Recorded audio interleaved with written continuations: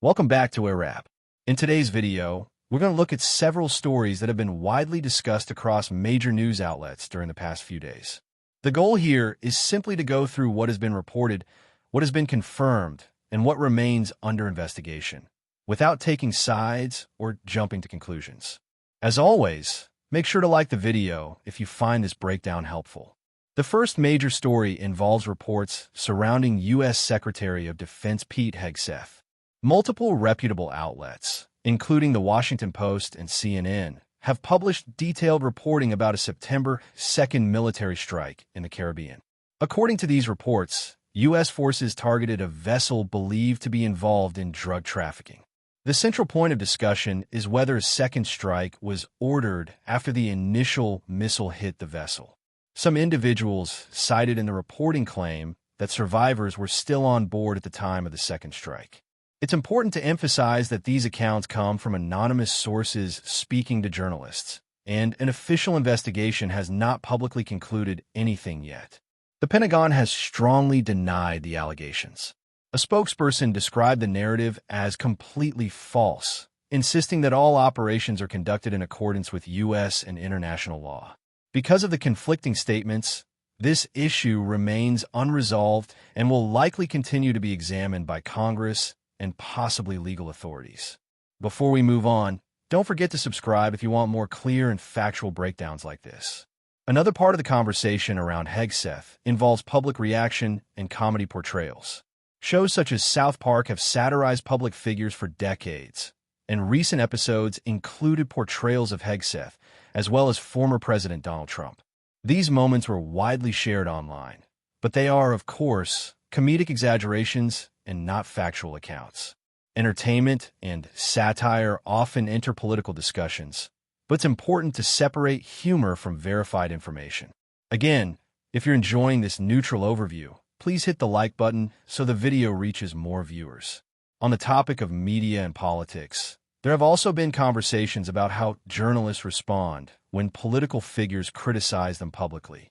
Comments from several journalists and commentators highlighted concerns about whether members of the media sufficiently support one another when faced with confrontational exchanges during press events.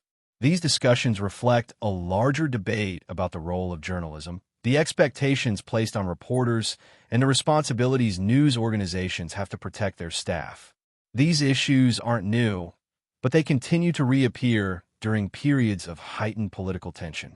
Returning to the reporting on the Caribbean strike, some legal experts interviewed by news organizations noted that if any order to harm surrendered or helpless individuals were ever proven, which has not been legally established at this time, it could raise questions under the laws of armed conflict.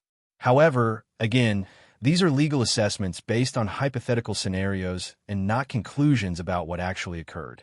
These experts often provide context so the public understands what standards exist in international law. Meanwhile, the Pentagon maintains that the operation followed all appropriate procedures and that the objective of the mission was to disrupt drug trafficking networks believed to be operating in the region. Government officials also emphasize that such missions undergo legal review, though the details of these reviews are not always released publicly. Former President Trump also commented on the broader anti-narcotics operations in the region, framing them as part of a larger strategy aimed at disrupting international criminal networks. Independent analysts have pointed out that while U.S. operations have targeted vessels suspected of trafficking, public details about individual missions remain limited, and verified information is still developing. As always, when multiple sources offer conflicting accounts, it's best to wait for full investigations to conclude before forming definitive opinions. This leads back to a recurring theme. When dealing with high-stakes military or political reporting, careful evaluation of evidence is essential. Different agencies, officials, and journalists often present different perspectives based on the information available to them, and it takes time for official inquiries to produce complete findings. While public interest in these stories is understandable, accuracy must remain the highest priority. If you're still watching and appreciate videos that focus on verified reporting rather than speculation, make sure to subscribe to the channel. It really helps support balanced content like this. In the broader political landscape, discussions about accountability continue across different administrations and political groups. Lawmakers from various parties have expressed interest in reviewing military procedures, transparency, and oversight mechanisms. These debates are part of the normal process of democratic governance, where policies and actions are evaluated openly. Hegseth himself issued a public statement strongly rejecting all accusations, calling the reporting fabricated and reaffirming his support for the military personnel involved in the Caribbean operations. His position is that the strikes were lawful, targeted, and part of an effort to combat dangerous criminal organizations. Until formal investigations conclude, this remains a dispute between conflicting accounts, which is why it is essential to avoid assuming guilt or innocence until all facts are known. As with many politically sensitive stories, this one has generated strong reactions online. However, the purpose of this video is not to encourage outrage, but to clarify what has actually been reported and what has not been confirmed.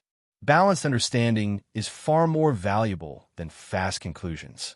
And before we wrap up, don't forget to like the video if you want more factual, even-handed analyses.